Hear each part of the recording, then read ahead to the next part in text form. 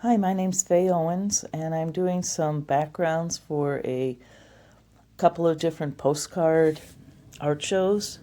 And I thought I would do an entire large sheet of backgrounds and then paint different things on top of it. So this video is going through how my process for making the backgrounds. I started out by doing some positive affirmations on the sheets, just personal things that I was inspired by, and added these on the back first. I kind of fast forward here so that you don't have to watch me writing for the whole time. I'm pretty new at doing these videos, so hopefully over time I'll improve. So next I took a variety of sprays that I had around the house. I have a lot of supplies, and so these are random sprays. They're all in the reds, purples, blues color range is what I was leaning towards here. And so these are a bunch. Some of them are acrylic and not water soluble, and some are water soluble. And I really didn't separate things at this point. After I got some stuff on, I used a piece of paper to spread some of it around like a small piece of cardstock. And the point of this is just to put some color down, just to start, just to have something on there so it's not a solid color. So you can be free and wild with whatever you want to do. It's a pretty large piece of paper, so there's often during the video that things are out of screen. I hope to get better at that in the future. So the next step here was to add some acrylic paints. I like fluid acrylics, and so these are some of the colors that I'm starting with, again in the blue and red, purple color range. I just applied it directly to the piece of paper. This is a heavy watercolor paper. It actually had gotten dirty, so I couldn't use it for watercolor, so I thought might as well use it for acrylics.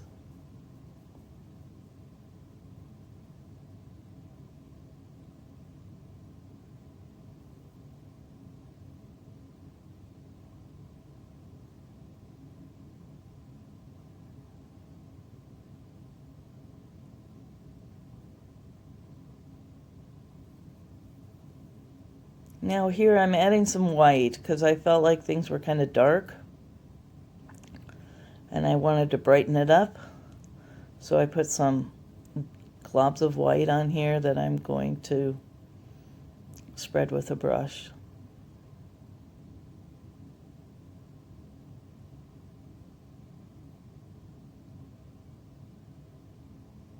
These are pretty cheap brushes at this point. It doesn't have to be anything special. I'm just moving around intuitively, spreading some color around. And as you can see, the brush is still dirty, so the paints are still activating. So my whites are pink now, and that's just fine.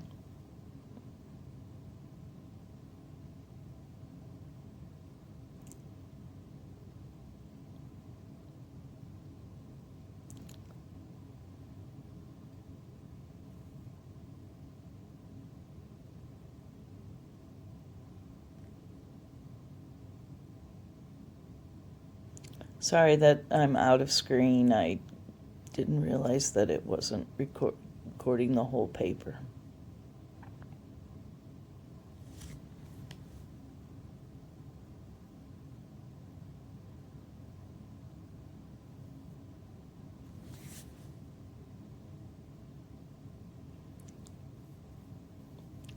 So at this point I've let it dry mostly, and I'm moving on to the next step. And the next step, I'm going to use matte medium to apply some collage.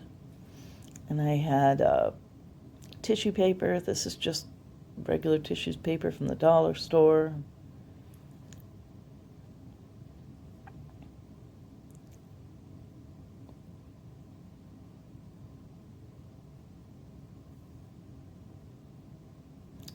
This next thing is some decoupage paper, and sorry for the shaking. I have tremors, and so sometimes my hand, particularly my right hand, is very shaky at times. And then I'm tearing out some pieces of this. I wanted to be sure I got to the purple flowers and stuff in there. That was the color range I was looking for.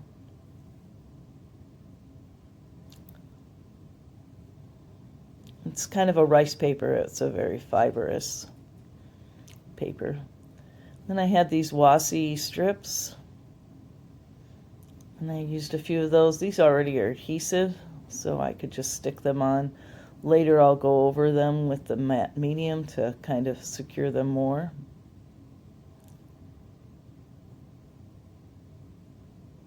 And I sped this up a little bit so that you didn't have to take as long as I did creating it.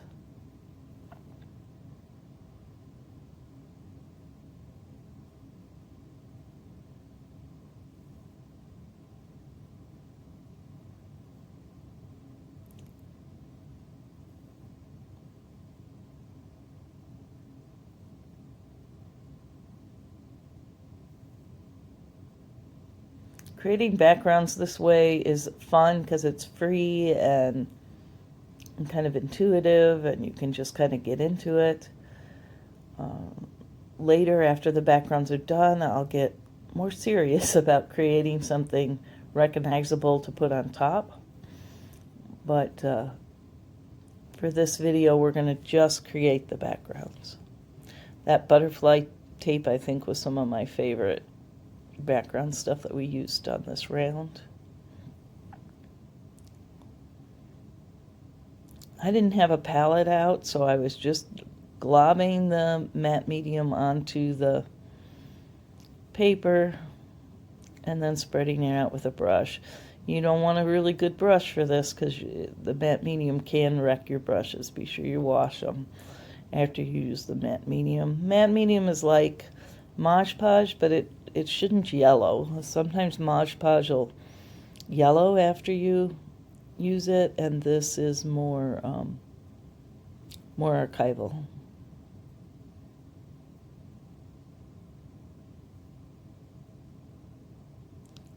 But you work it just like you would Mod Podge. And the papers I'm using are really thin, so they're like thoroughly soaked. So it doesn't matter as much that I get glue under it in most cases, because the glue's going to soak right through the paper. I apologize again that some of this is off screen. I'll do better next time.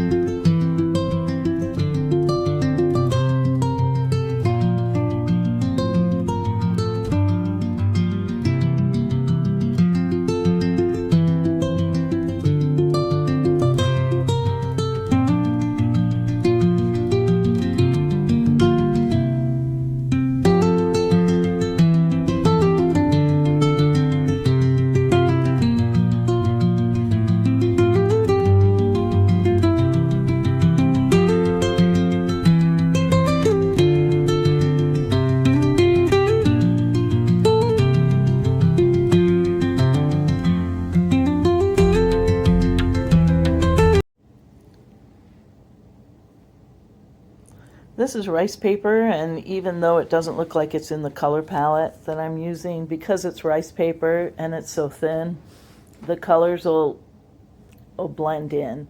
So you can see it here on this first piece, how once you glue it down, the colors blend right in. I'm going to put on some music that you can listen to while I finish the collaging. It takes kind of quite a while, so enjoy.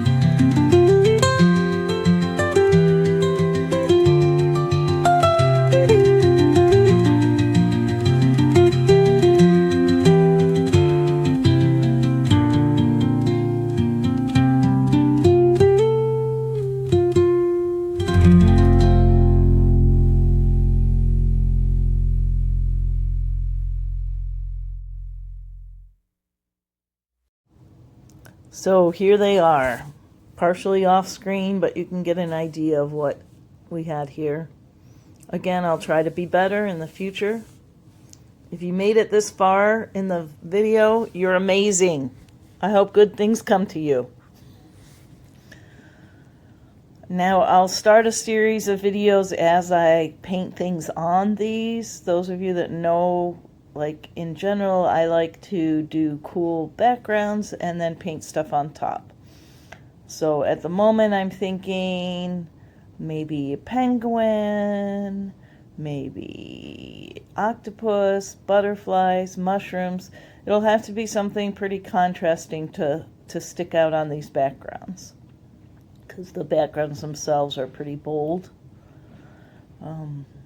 But I'm excited to see how they turned out. They all look so different, kind of cool. And because I have 18 of them, I need about 12, so I can pick and choose. If some of them I don't like, I don't have to use them.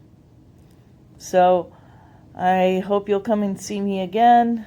I hope to have a lot more process videos over the course of this next year. And as I said, the next few should be me decorating these. Thanks for coming.